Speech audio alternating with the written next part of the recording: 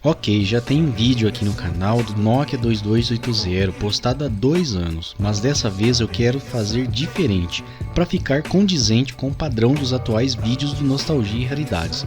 Eu quero trazer muito mais do que lindas imagens desse aparelho mítico. Eu quero trazer também muitas, mas muitas informações extras e pouco conhecidas da Nokia, a fabricante deste modelo e de outros milhares de modelos que todo mundo conhece e já teve. Então senta aí, se acomoda, fique bem confortável, pega uma pipoquinha que hoje o vídeo está muito completo e já vai começar.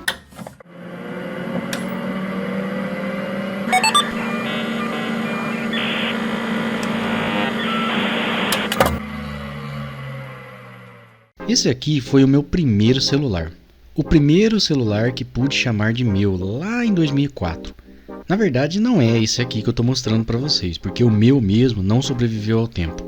Então eu fiquei meses procurando na internet um desses na caixa completo e finalmente achei em uma cidade a 150 km de onde eu moro e fui lá e comprei. Foi uma das coisas que tive no passado que mais gostei de ter tido.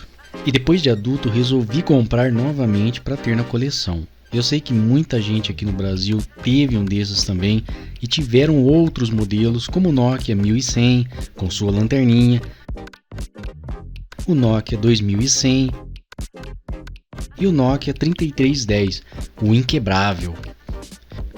Todos venderam muito aqui no Brasil e todos sem dúvidas foram aparelhos que marcaram uma geração inteira.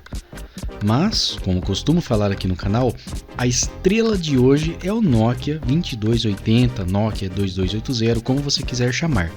E logo de cara, na caixa mesmo, a primeira coisa que prende sua atenção é o formato dele. Muita gente chamava ele de Nokia caixãozinho, por seu formato lembrar um caixão. A cor dele também é bem chamativa, um azul que era meio transparente e deixava a luz transparecer a carcaça. Mas e a empresa que fabricava ele? A empresa japonesa Nokia. Não é japonesa. Apesar de muita gente ter achado isso na época e até hoje em dia, a Nokia é uma empresa finlandesa, nórdica legítima e muito antiga.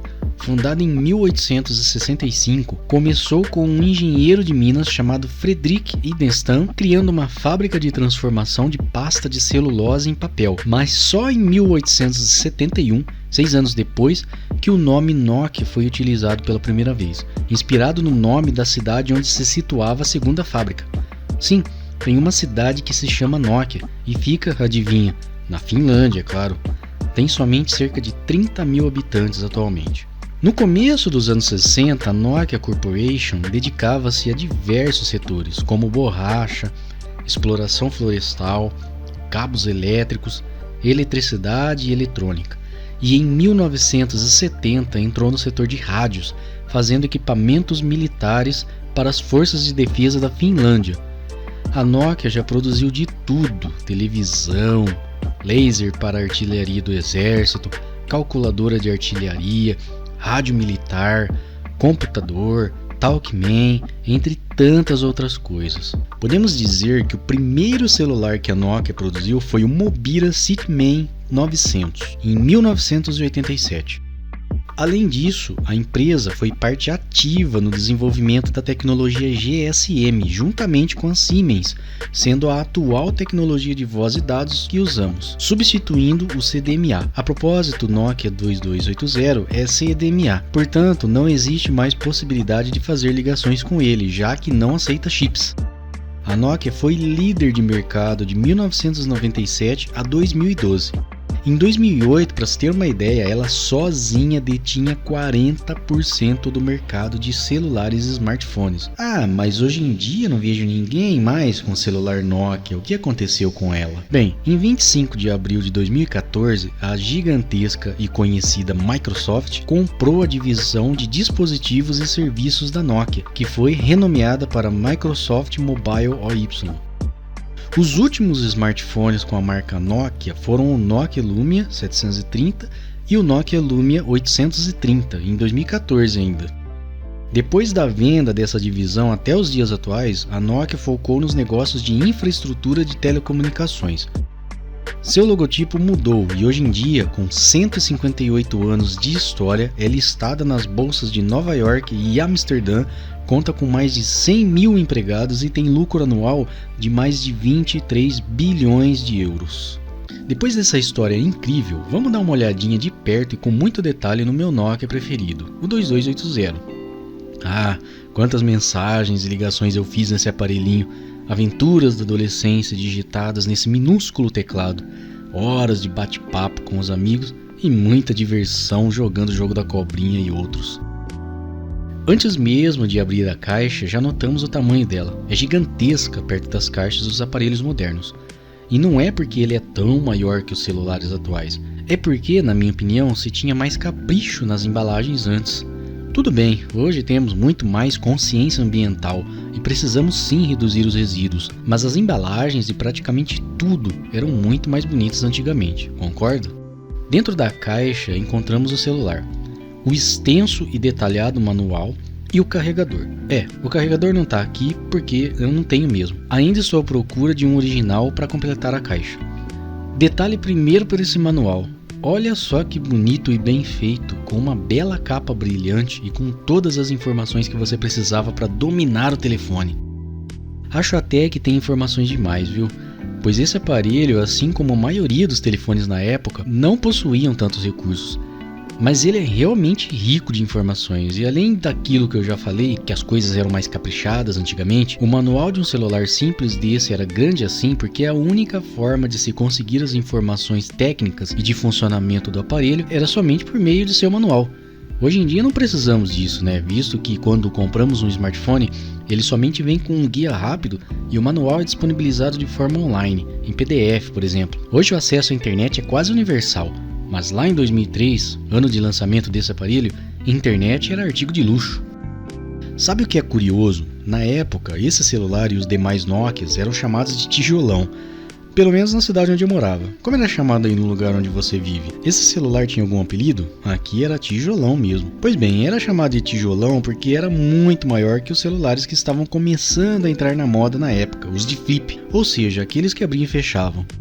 Mas, comparado a hoje em dia, o 2280 nem é tão grande assim, pois qualquer smartphone hoje é maior que ele. Ele só é mais espesso, mas em relação ao tamanho é menor. A famosa imagem das mãos se apertando e o logotipo da Nokia. Essas mãos foram introduzidas quando a Nokia criou o slogan Connecting People, que significa conectando pessoas, pois a empresa queria dar a ideia de que utilizando celulares Nokia você sempre iria conseguir efetuar e receber ligações, não sofrendo com quedas de sinais e instabilidade, ressaltando a qualidade de seus aparelhos. O primeiro logotipo com essa informação foi criado possivelmente por Ove Strandberg, uma pessoa-chave da Nokia que esteve por trás de seu sucesso. Mas havia um problema de design, já que as duas fontes não combinavam. Aí foi contratado Erich Spiekermann, um designer alemão, especialista em tipografia que era muito conhecido e respeitado. Aí o Connecting People se conectou de forma complementar ao texto do nome da marca, e o design ficou mais harmonioso. O 2280 era um celular básico de entrada, mas mesmo para a época trazia algumas funções como calendário completo, agenda, lembretes, jogos, personalização de perfis, modo silencioso com VibraCal, suporte a SMS e browser de internet. Falando em browser de internet, imagina só você entrar na internet lá em 2003 com essa telinha e esse navegador. Eu lembro que lá em 2004 meus pais colocaram R$30 de crédito e eu, por curiosidade, entrei no browser para acessar a internet e quando eu vi a página do site na telinha, achei horroroso, muito feio. Mal dava para ler as informações e olha que meus requisitos de qualidade na época eram muito baixos. Vamos falar um pouquinho dos jogos? Tinham 3 nesse modelo que eu tenho: Space Impact 2, Snake 2 e Bumper. O Space Impact foi feito inicialmente para o Nokia 3310 no ano 2000 e depois, entre 2001 e 2004, foi incluído em outros modelos. Uma curiosidade que poucos sabem: na versão do Nokia 3410 tinha a possibilidade de baixar capítulos extras. O Space Impact 2 estreou no Nokia 3510 sendo praticamente igual ao anterior, apenas com mais níveis e fases. Já o jogo Snake tem uma história mais longa, o jogo da cobrinha. Na verdade, o nome Snake se refere a um gênero de jogo que foi feito por muitas outras empresas no passado. É uma cobra, daí o nome Snake, que é cobra em inglês, que precisa ser controlada de modo que não colida com nenhum obstáculo nem com ela mesma. Ela vai se alongando conforme vai comendo a comidinha que aparece na tela. Esse jogo surgiu lá em 1976 no Blockade, que era um videogame arcade da época. Vocês sabiam que em 1996 a revista Next Generation colocou o jogo Snake em 41º lugar dos 100 melhores jogos de todos os tempos? É, por isso que esse jogo é tão popular, porque é bom. E em 2012, que o famosíssimo Museu de Arte Moderna de Nova York, o MoMA, anunciou que a versão de Snake da Nokia era um dos 40 jogos que os curadores desejavam adicionar à coleção do museu no futuro. Vai vendo o poder da cobrinha. Os toques desse celular são uma sessão de nostalgia à parte, um toque mais especial que o outro. Apesar de monofônicos, são muito bem feitos. Para quem não sabe, um dos principais diferenciais de um celular para o outro lá nos anos 2000, além da tela colorida, era se ele tinha toques monofônicos ou polifônicos. Em termos musicais, a monofonia é um tipo de textura musical que consiste em uma melodia sem harmonia e contraponto, ou seja, uma única linha melódica sem acompanhamentos, como eram os toques do 2280. Você só ouvia a melodia principal, sem o som de baixo, percussão ou qualquer harmonia. Isso se deve à limitação tecnológica do aparelho e do alto-falante usado na fabricação. Já os toques polifônicos são músicas com duas ou mais vozes que se desenvolvem de forma melodiosa e rítmica. Nesse tipo de toque, conseguimos ouvir outros instrumentos juntos. O toque mais famoso do 2280 e toda a história da Nokia é o Nokia Tune. O Nokia Tune não foi criado do nada e ele também teve sua história. Em 1902, o grande violonista Francisco Tárrega compôs Gran Vals. Ele era um compositor e violonista espanhol do período romântico, que era apelidado de o pai do violão clássico.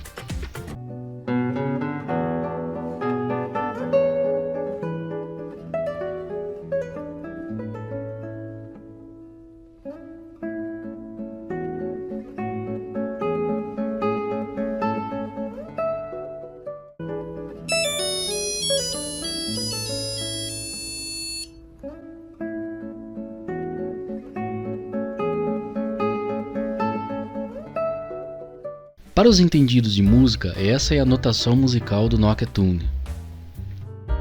Essa parte da música de Tárrega foi escolhida pela Nokia por uma razão bem prática na real.